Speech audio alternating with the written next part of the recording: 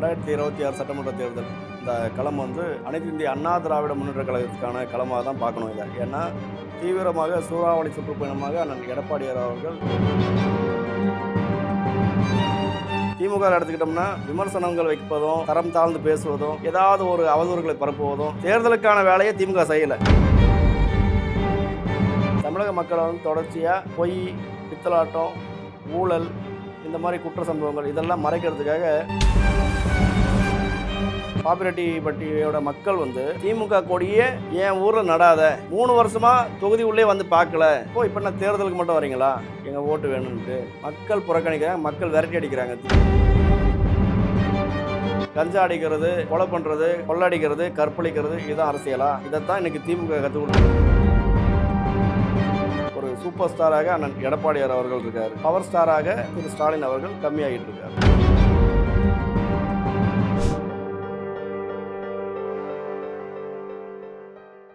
வணக்கம். இன்னைக்கு நம்ம கூட நேதாஜி இளைஞர் முன்னேற்ற படையிலிருந்து எஸ்ஆர்கே ராஜேஷ் அவர்கள் இருக்காங்க. அவர்கிட்ட தான் பேச போகிறோம்.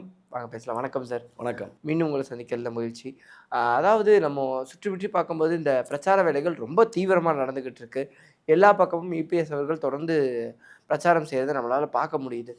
ஸோ இந்த பிரச்சார வேலையை பொறுத்த வரைக்கும் எப்படி போயிட்டுருக்குன்னு நினைக்கிறீங்க? அவரோட ஸ்பீச் பற்றி நீங்கள் என்ன நினைக்கிறீங்க? இல்லை, பொதுவாக எடுத்துக்கிட்டோம்னா இந்த 2026 சட்டமன்ற தேர்தல் இந்த களம் வந்து அனைத்து இந்திய அண்ணா திராவிட முன்னேற்ற கழகத்துக்கான களமாக தான் பார்க்கணும் இதை. ஏன்னா தீவிரமாக சூறாவளி சுற்றுப்பயணமாக அண்ணன் எடப்பாடியார் அவர்கள் பிரச்சாரம் மேற்கொண்டுகிட்டு இருக்காரு. செல்லும் வழி எங்கிலுமே வந்து முழுவதுமாக பார்த்தோம்னா இன்றைக்கி மக்கள் அலை அலையாக வந்து இன்றைக்கி அலைக்கடலென திரண்டு வந்து இன்றைக்கி ஆதரவு கொடுக்காங்க. அப்போது ஒன் மேன் ஆர்மி சோலோவாக நிற்கிறார் களத்தில். ஒரு படையை உருவாக்க வேண்டும் என்றால் அந்த படையின் படைத்தளபதி சரியாக இருக்க வேண்டும். அப்போ அந்த படைத்தளபதியாக தமிழகத்தை கட்டமைப்பு பண்ணுவதற்காக அண்ணன் எடப்பாடியார் அவர்கள் களத்தில் நிற்கிறாங்க. அவருக்கு பின்னால் தமிழக மக்கள் அனைவரும் படைத்திரண்டு நிற்கிறாங்க.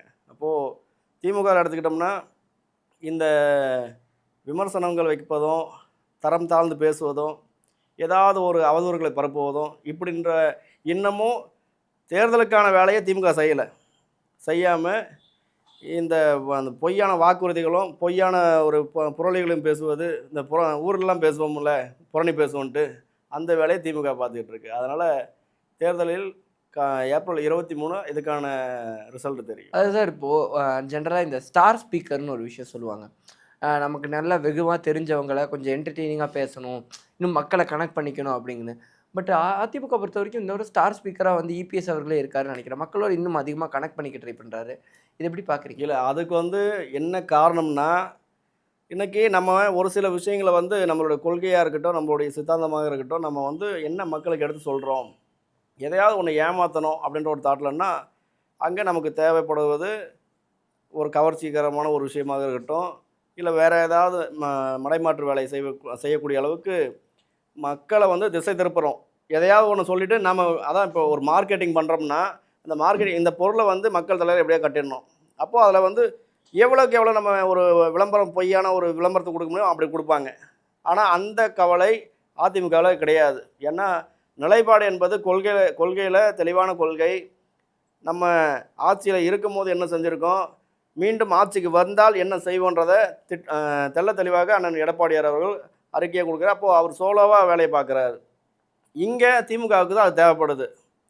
நட்சத்திர பேச்சாளர்னு ஒரு குரூப் வச்சுட்ருக்காங்க, ஆபாச பேச்சாளர்கள்னு அதுக்கு தனியாக ஒரு குரூப் வச்சுருக்காங்க, இந்த தனி மனித தாக்குதல் வன்முறை பேச்சாளர்கள் அப்படின்னு திமுகவில் பல்வேறு தரப்பு பேச்சாளர்கள் இருக்காங்க. அதனால் இவங்களுக்கு அது தேவைப்படும். திமுக பொறுத்த வரைக்கும் அதிமுகவுக்கு அதுக்கு தேவையே கிடையாது. ஏன்னா தமிழகத்தில் இருக்கக்கூடிய அனைத்து இந்திய அண்ணா திராவிட முன்னேற்ற கழக 1.5 கோடி உறுப்பினர்கள் கொண்ட மிகப்பெரிய கட்சின்னா அதிமுக. அப்போது அந்த கட்சியை வழிநடத்தக்கூடிய தலைவர் என்ன முடிவெடுக்கிறாரு, என்ன சொல்கிறாருன்றதை மக்கள் கூர்ந்து கவனித்து கொண்டு இருக்கிறார்கள். மக்கள் வந்து வரவேற்கிறாங்க, ஏற்றுக்கிறாங்க. அப்போது மற்ற பேச்சாளர்களுக்கு அங்கே அதுக்கான ஸ்பேஸ் தேவை கிடையாது. தலைவனின் முடிவே இறுதியான முடிவு, தலைவரோட தீர்ப்பு இறுதியான தீர்ப்பு. அதில் எந்த ஒரு மாறுபட்டும் கருத்து இல்லையே. அண்ட் இபிஎஸ் அவர்கள் பொறுத்த வரைக்கும் நிறையா புள்ளி விவரத்தோடு பேசுகிறாரு. இந்த விஷயம் சொன்னீங்க நடக்கலை அப்படிங்கிற மாதிரி கேள்வி கேட்குறாரு. இந்த விஷயத்தெல்லாம் பண்ணிகிட்டு இருந்த விஷயத்தையும் நிறுத்திட்டீங்க, பல விஷயங்களை பாயிண்ட் அவுட் பண்ணி பேசுகிறத பார்க்க முடியுது. 2021 தேர்தலில் இல்லாத ஒரு கான்ஃபிடன்ஸ் வந்து இன்னும் அவர்கிட்ட வந்து அதிகமாக பார்க்க முடியுது. இதுக்கான காரணம் என்ன நினைக்கிறீங்க? இது நம்ம திமுகவை பொறுத்த வரைக்கும் எடுத்துக்கலாம். பொதுவாக நான் உங்களுக்கு திமுகவிலேருந்து சொல்கிறேன். இப்போ ஷார்ட் அவுட் பண்ணி பார்த்தீங்கன்னா திமுகவில் வாக்குறுதிகள் இருக்குது. இன்னை வரைக்கும் முழுமைப்படுத்தியிருக்காங்களா? கிடையாது. இந்த மகளிருக்கு விடியல் பயணம், மகளிருக்கு ரூ. 1000 கொடுக்கேன் அப்படின்றது இந்த மாதிரிலாம் நிறைய கொண்டு வந்தாங்க. ஆனால் கொண்டு வந்ததோடு சரி அதை நடைமுறைப்படுத்தலை. ஒரு 10% பெண்களுக்கு கொடுத்தாங்க. மீதி ஏன் கொடுக்கல அப்படின்னு கேட்டால் தகுதி உள்ள பெண்களுக்கு தான் கொடுப்போம்னாங்க. சரி, தகுதி உள்ள பெண்கள் எப்போ யார் இருப்பாங்க அப்படின்னா, நாங்கள் செலக்ட் பண்ணக்கூடிய ஆட்கள் தான் தகுதி உள்ள பெண்கள் அப்படின்னாங்க. அப்போது மக்களாகிய பொதுமக்கள் கேள்வி என்ன கேட்குறாங்க, தகுதியுடைய பெண்களுக்கு ரூ. 1000 நீங்கள் கொடுக்குறீங்க, அப்போது நாங்கள் வாக்களிக்கிறோம்ல, ஓட்டு போடுறோம்ல, அப்போது தகுதி யார்கிட்ட இருக்குது? நாங்கள் தகுதி பார்த்து உங்களை தேர்ந்தெடுக்கிறதுனால தான் இன்றைக்கி நீங்கள் இந்த ஆட்சி அதிகாரத்தில் 5 ஆண்டு காலமாக திராவிட முன்னேற்ற கழகம் ஆட்சியில் இருந்துகிட்டு இருக்கு. அப்போது இதை வந்து இவங்களுடைய அரசியல் என்பது ஒரு தெளிவில்லாத அரசியல். மக்களை பற்றி சிந்திக்கக்கூடிய அரசியல் கிடையாது. மக்கள் நலம் சார்ந்து எந்த ஒரு திட்டத்தையும் கொண்டு வர்றது கிடையாது. இப்படி இருக்கும்போது மீண்டும் எப்படி மக்கள் இவர்களை நம்புவார்கள் அப்படின்றது தான் எங்களுடைய கேள்வி. ஓகே. ஆனால் சார் இப்போது அவர் பேசும்போதுமே பல இடத்துல முக்கியமாக எடுத்து வைக்கிற விஷயம் இந்த ஆட்சியில் வந்து பல இடங்கள்ல வந்து சட்ட செயல்கள் சரியில்லை, இன்னும் பல விஷயங்களுக்கு விடை தெரியாமல் இருக்குது அப்படிங்கிறத ரொம்ப பாயிண்ட் அவுட் பண்ணி திட்டவட்டமாக சொல்கிறார். இது மூலியமாக அவர் சொல்கிற ஒரு விஷயம் என்னவா இருக்கு? இல்லை, பொதுவாகவே வந்து இந்த அண்ணா பல்கலைக்கழகத்தில் வந்து ஒரு ஒரு கல்லூரி மாணவி வந்து பாலியல் சீண்டலுக்கு உட்படுத்தப்படுகிறார்கள். அவங்கள வந்து யாருன்னு பார்த்தோம்னா திமுக சேர்ந்த ஞானசேகர்னு ஒரு ஆள் மென்ஷன் ஆகுறாங்க. அந்த ஞானசேகர் யாருடைய தொடர்பில் இருக்கான்? சுகாதாரத்துறை அமைச்சரோட தொடர்பில் இருக்கான். மாசு கட்டுப்பாட்டில் இந்த மாசு வேலைகள்லாம் நடக்கிறது. அப்போது அவங்களுக்கு முறையான ஒரு தண்டனை கிடைக்குதா? பாதிக்கப்பட்ட பெண்களுக்கு நீதி கிடைக்குதா? ஆட்சி அதிகாரத்தில் யார் இருக்கிறது? நீங்கள் தான் இருக்கீங்க. இப்போ நீங்கள் தானே அந்த சட்ட ஒழுங்கு சரியாக பாதுகாப்பு பண்ணணும், அதுவும் கிடையாது. பெண்களுக்கு பாதுகாப்பு கொடுக்கணும், அதுவும் கிடையாது. அப்போது எதை வச்சு உங்கள் மேலே மீண்டும் ஒரு நம்பிக்கை வரும்? நம்பகத்தன்மை எப்படி வரும்? எந்த இடத்துலையுமே முழுமையான ஒரு பதற்றமான சூழலை மட்டும்தான் தொடர்ச்சியாக திராவிட முன்னேற்ற கழகம் கொடுத்துக்கிட்டு இருக்குது தமிழகத்துக்கு. இனியும் அதுக்கான நேரம் கிடையாது, அதுக்கான வாய்ப்பும் மக்கள் அளிக்க மாட்டார்கள் என்பது உறுதியானது. அண்ட் அந்த சைடு பார்க்கும்போது நிறைய இடங்களில் சொல்கிறது திமுக வந்து திராவிட மாடலாக இருக்குது, அதுக்கப்புறம் இதை விட்டால் வந்து பிஜேபி உள்ள வந்துங்கிற ஒரு விஷயம் மெயினாக பேசப்படுது. இது எப்படி பார்க்குறீங்க? இது வந்து இவங்களுக்கு வந்து இந்த அழுகிற குழந்தைக்கு வந்து அப்பா இந்த கடையில் சரியில்லை பொருள், நான் அப்பா உனக்கு வேறு கடை வாங்கி தரேன்னு அந்த குழந்தைய அந்த நேரத்துக்கு சமாதானப்படுத்துறதுக்கு சில விஷயங்கள் பண்ணுவாங்க. அந்த மாதிரி தான் தமிழக மக்களை வந்து தொடர்ச்சியாக இவங்களுடைய பொய், பித்தலாட்டம், ஊழல், இந்த மாதிரி குற்ற சம்பவங்கள் இதெல்லாம் மறைக்கிறதுக்காக சில விமர்சனங்களை எடுத்து வைப்பாங்க, சில திட்டங்களை அறிவிப்பாங்க திமுக. அப்போது அங்கே தமிழக மக்கள் கொஞ்சம் டைவர்ஷன் ஆகுவாங்க. டைவர்ஷன் ஆகும்போது ஒருவேளை இது இருக்குமோ அப்படின்னு யோசிக்கிறதுக்குள்ளே இவங்க அடுத்த வேலையை பார்த்துட்டு போயிடுவாங்க. இதுதான் இயல்பு நிலையில் இந்த கடந்த 5 ஆண்டுகளாக நடந்து கொண்டு இருக்கக்கூடிய ஒரு விஷயம். ஒவ்வொரு மாவட்டங்களிலும் ஒவ்வொரு பிரச்சனைகள் வருகிறது. சட்ட ஒழுங்கில் கிட்டத்தட்ட நாளுக்கு நாள் ஒவ்வொரு விஷயங்கள் நடந்து கொண்டு இருக்கிறது. முழுமையாக பாதிக்கப்படுபவர்களுக்கு உரிய நீதி கிடைக்கிறதா திமுக ஆட்சியில் அப்படின்னா அது வந்து கேள்விக்குறி தான். இன்னும் யாருக்குமே கிடையாது. இப்போது மீண்டும் அதே மாதிரி இந்த திமுக கூட்டணியில் இருக்கக்கூடிய கட்சிகள் எடுத்துக்கிடுவோம். இந்த கட்சிகளை எடுத்துங்க. இன்றைக்கி திமுக கூட்டணியில் பேருக்கு ஒரு 25-30 கட்சிகளை சேர்த்துக்கிட்டு கூட்டணியில் இருக்கும் அப்படின்னு காட்டிகிட்டு இருக்காங்க. ஆனால் எல்லாருமே தனித்தனி முடிவாக எடுத்துக்கிட்டு இருக்காங்க. இப்போ கூட்டணி கட்சி என்பது என்ன? ஒற்றுமையாக இருக்கணும், ஒற்றுமையாக செயல்படணும். அந்த தலைமை பண்பு இருக்கக்கூடிய திமுக இருக்காங்களா தலைமையில், அவங்களுடைய பேச்சை கேட்டு தான் அந்த கூட்டணியில் இருக்கவங்க உடன்பாடு படணும். ஆனால் இங்கே அப்படி கிடையாது. தன்னிச்சையாக செயல்படக்கூடிய நிலைமை தான். இதை அப்படியே பிடிச்சி ஒவ்வொருத்தரையும் இழுத்து இவர் நிப்பாட்டி வைக்கிறதுக்குள்ளே திரு ஸ்டாலின் அவர்களுக்கு நேரம் பத்த மாட்டுது. ஏன்னா இன்றைக்கி ஒவ்வொரு மாவட்டங்களிலும் திமுகவில் இருக்கக்கூடிய தொண்டர்களோட மனநிலையே மாறிவிட்டது. நாம் திமுக கட்சிக்கு உழைக்கணுமா அப்படின்ட்டு.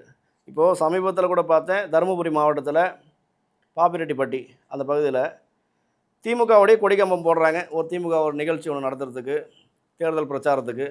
இப்போ அந்த ஊரோடைய பொதுமக்கள், பாப்பிரெட்டிப்பட்டியோட மக்கள் வந்து திமுக கொடியை என் ஊரில் நடாத, இங்கே நட்டனா நான் பிடிங்கி போடுவேன், 3 வருஷமாக தொகுதி உள்ளே வந்து பார்க்கல கட்சியில் இருந்து. நாங்கள் வாழ்கிறோமா சாகிறோமான்னு இன்னை வரைக்கும் எட்டி பார்க்கல நீங்கள் ஆட்சிக்கு வந்து. அப்போது இப்போ என்ன தேர்தலுக்கு மட்டும் வரீங்களா எங்கள் ஓட்டு வேணும்ன்ட்டு? மக்கள் புறக்கணிக்கிறாங்க, மக்கள் விரட்டி அடிக்கிறாங்க திமுகவை. இப்படி தான் இதுதான் நடந்துகிட்டு இருக்குது. இன்னொரு சைடு பார்த்தோம்னா கூட்டணி கட்சியில் இருக்கக்கூடியவர்களே வந்து சலசலப்பு ஏற்படுகிறது. இப்போ கூட சமீபத்தில் அண்ணன் திருமாவளவன் அவர்கள் ஒரு பிரச்சாரத்தை மேற்கொண்டிருக்கார். தேனி இல்லை கடலூர்னு நினைக்கிறேன். அங்கே ஒரு தொண்டன், ஒரு கட்சியோட தொண்டனோ ஒரு நிர்வாகியோ என்ன பண்ணுறாப்புல, ஒரு ஆர்வ மிகுதியில் நேரடியாக போயிட்டு அந்த வாகனத்து மீது ஏறிடுறாரு. அப்போது அண்ணன் திருமாவளவன் அவர்கள் அந்த நிர்வாகியை அடிக்கிறாரு. ஒரு தலைவர் இது செய்வது சரியா அப்படின்றது எங்களுடைய கேள்வி.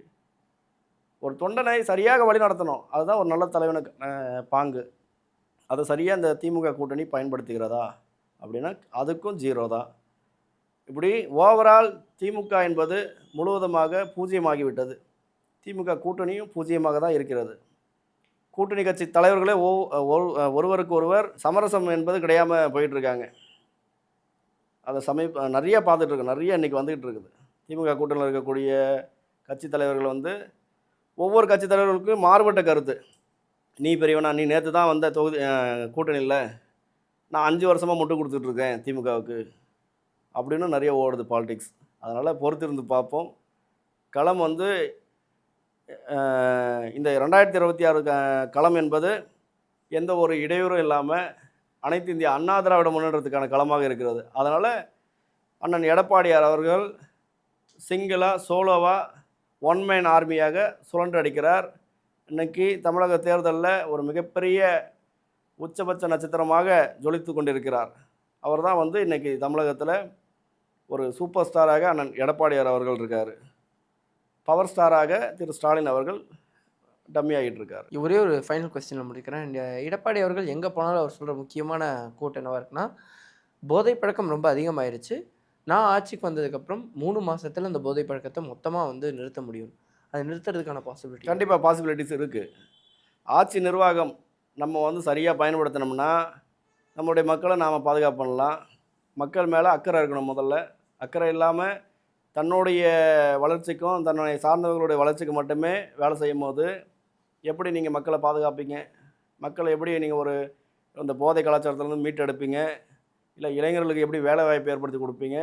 அவர்களை வந்து எந்த ஒரு தவறான ஒரு குற்ற பின்னணியும் இல்லாமல் ஒரு நமக்கு அடுத்து வரக்கூடிய ஒரு இளம் தலைமுறை, ஃபஸ்ட் டைம் ஓட்டர்ஸ், இவங்களை எப்படி நீங்கள் அரசியல் படுத்துவீங்க? அரசியல் என்பது என்னென்னு முதல்ல சொல்லுவீங்க? கஞ்சா அடிக்கிறது, கொலை பண்ணுறது, கொள்ளடிக்கிறது, கற்பழிக்கிறது, இதுதான் அரசியலா? இதைத்தான் இன்றைக்கி திமுக கற்றுக் கொடுத்துக்கிட்டு இருக்குது. இதை மாற்றணும்னா திமுக தமிழகத்திலேருந்து அகற்றப்பட வேண்டும்.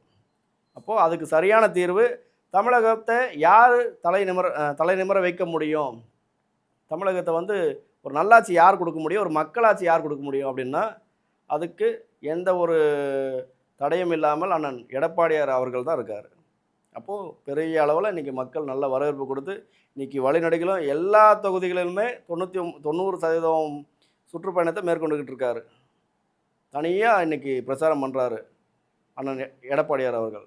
அப்போது அந்த மக்களை உணர்ந்து, மக்களின் வாழ்வியலை உணர்ந்து அவர்களுக்கான ஒரு நல்லாட்சியை கொடுக்க வேண்டும். மீண்டும் புரட்சித் தலைவி அம்மா அவர்களின் நல்லாட்சியை அனைத்து இந்திய அண்ணா திராவிட முன்னேற்ற கழக கூட்டணியில் அண்ணன் எடப்பாடி அவர்கள் தலைமையில் நடக்கணும் அப்படின்றதுக்கான வேலைகள் ஆயத்தப்பட்டு கொண்டிருக்கிறது. இந்த 2026 தேர்தல் களம் என்பது 100% அனைத்து இந்திய அண்ணா திராவிட முன்னேற்ற கழகத்துக்கு மட்டும்தான் என்பது உண்மை. ஓகே சார், ஒரு தெளிவான விளக்கம் கொடுத்தீங்க. ரொம்ப நன்றி சார். நன்றி.